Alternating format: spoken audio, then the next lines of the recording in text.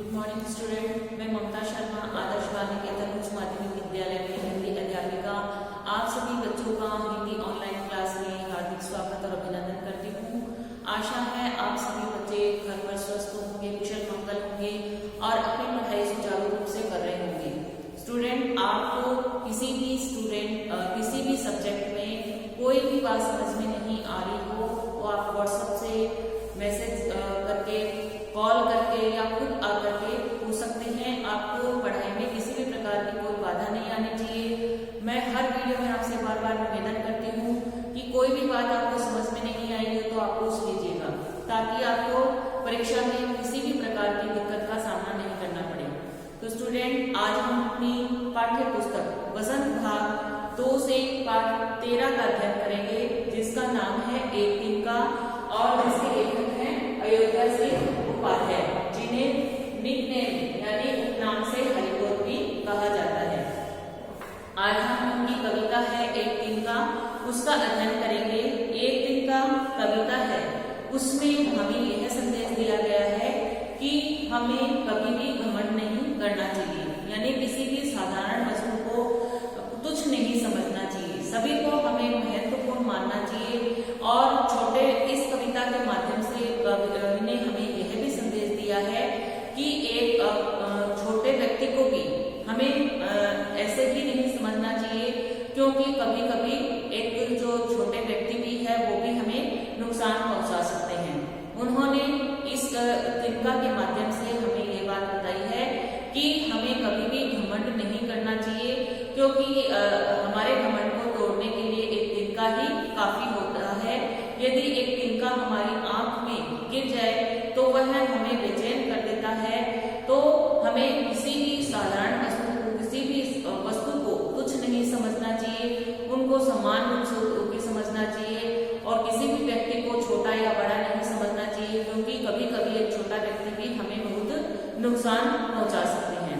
तो एक दिन का कविता में लेखक अयोध्या सिंह उपाध्याय हरिबोध ने हमें यह समझाने का प्रयास किया है। तो सभी स्टूडेंट, आप अपनी बुक निकाल लीजिए ताकि हम अपनी कविता का अध्ययन कर सकें। तो चलिए स्टूडेंट, हम अपनी कविता का अध्ययन करते हैं। मैं घमंडों में भरा ऐठा हुआ एक दिन जब था मुंडेर पर खड़ा, अचानक दूर से उड़ता हुआ एक तिनका आंख में मेरी पड़ा।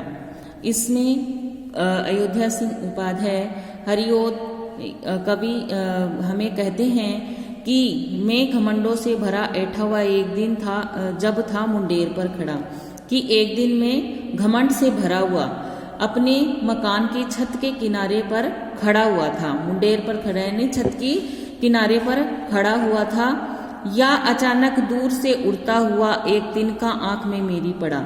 तो उसी समय क्या हुआ कि एक हवा के तेज झोंके के साथ अचानक सूखी घास का एक छोटा सा तिनका है वो उड़कर आया और मेरी आंख में गिर गया था। अचानक दूर से उड़ता हुआ एक तिनका आंख में मेरी पड़ा, कि कवि कह रहे हैं कि मैं एक दिन जब मैं घमंड से भरा हुआ और अपने मकान की छत के किनारे पर खड़ा हुआ था, उसी समय या अचानक दूर से उड़ता हुआ तिनका आंख में मेरी पड़ा। तो अचानक उसी समय क्या हुआ कि हवा के तेज झोंके के साथ अचानक सूखी घास का एक छोटा सा तिनका उड़कर मेरी आंखों में गिर गया।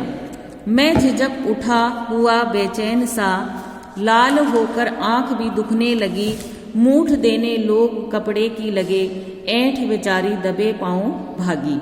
इसमें कवि कह रहे हैं कि उड़कर आए तिनके में से आंख में पड़ते ही मैं झिझक उठा बेचैन हुआ, कि कवि कहता है कि जब वो तिनका उड़कर आया और उड़कर आते हुए तिनके की मेरे आंख में पड़ते ही मैं तिलमिला उठा और हुआ बेचैन सा, और मैं व्याकुल हो गया। लाल होकर आंख भी दुखने लगी। आंख है, कवि बता रहे हैं कि आंख है वो लाल हो गई और उसमें जोर से दर्द होने लगा। मूठ देने लोग कपड़े की लगे, ऐंठ बेचारे दबे पांव भागी। और कुछ लोग उसकी आंख में कपड़े की मूठ देकर, यानी कपड़े को ऐसे थोड़ा सा मरोड़ कर उसको इकट्ठा किया और उसको मूठ देकर उसके तिनके को निकालने का प्रयास करने लगे। मूठ देने लोग कपड़े की लगे ऐंठ बेचारे दबे पांव भागी।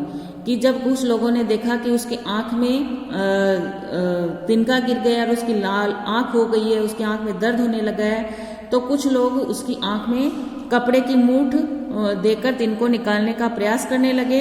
ऐंठ बेचारी दबे पांव भागी। और आंख में पीड़ा के कारण, आंख में भी क्या हो रहा था, पीड़ा के कारण दर्द हो रहा था। ऐसी दशा में उसकी जो सारी अकड़ है या घमंड है वो गायब हो चुका था। मूठ देने लोग कपड़े की लगेट बेचारे दबे भागी। कि जब लोग उसकी आंखों में तिनका निकालने के लिए कपड़े की मूठ देने लगे तो उसकी जो ऐठ थी, उसका तो जो घमंड था वह गायब हो चुका था, क्योंकि वह पीड़ा से तिलमिला रहा था। उसकी लाल आंखें हो गई थी और दर्द करने लग गई थी। तो जो उसका घमंड था वो दूर हो गया, यानी जो उसकी ऐंठ थी वह गायब हो गई। अगला पढ़ते हैं। जब किसी ढब से निकल तिनका गया, तब समझने यो मुझे ताने दिए।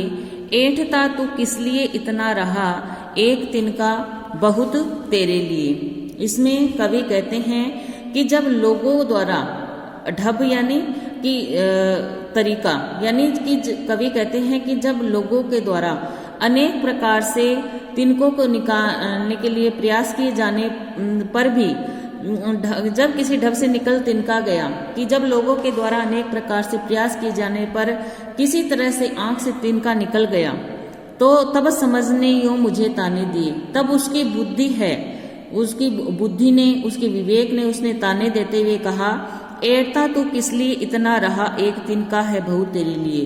कि उसे कि उसकी बुद्धि ने, उसके विवेक ने उसको ताने देते हुए कहा कि उसे अपने ऊपर इतना घमंड नहीं करना चाहिए, क्योंकि एक तिनका है बहुत तेरे लिए, क्योंकि एक तिनका ही उसके घमंड को दूर करने के लिए काफी है। इसलिए कवि हमें इस कविता के माध्यम से यह समझाने का प्रयास करना चाहिए, कर रहे हैं कि हमें किसी भी हालत में घमंड नहीं करना चाहिए, क्योंकि एक तिनका ही हमारे घमंड को दूर करने के लिए काफी है। तो स्टूडेंट, इसमें कविता में यही चर्चा की गई है कि हमें किसी भी हालत में घमंड नहीं करना चाहिए, क्योंकि एक छोटा सा बेजान तिनका भी ये मनुष्य के घमंड को तोड़ने के लिए काफी है। और हमें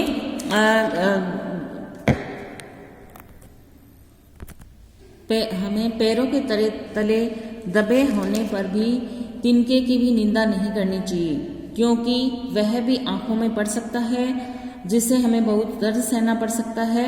अर्थात हमें छोटे व्यक्ति की भी निंदा नहीं करनी चाहिए, क्योंकि छोटे व्यक्ति भी हमें कभी कभी बहुत नुकसान पहुंचा सकते हैं। इसलिए हमें घमंड नहीं करने की सलाह दी गई है, और हमें किसी भी वस्तु को या किसी को भी तुच्छ न समझने का संदेश दिया गया है। तो स्टूडेंट, आशा है आप सभी को यह कविता समझ में आ गई होगी। अगर नहीं आई हो तो आप मेरे से मैसेज करके या कॉल कर सकते, दोबारा पूछ सकते हैं। Thank you, have a nice day.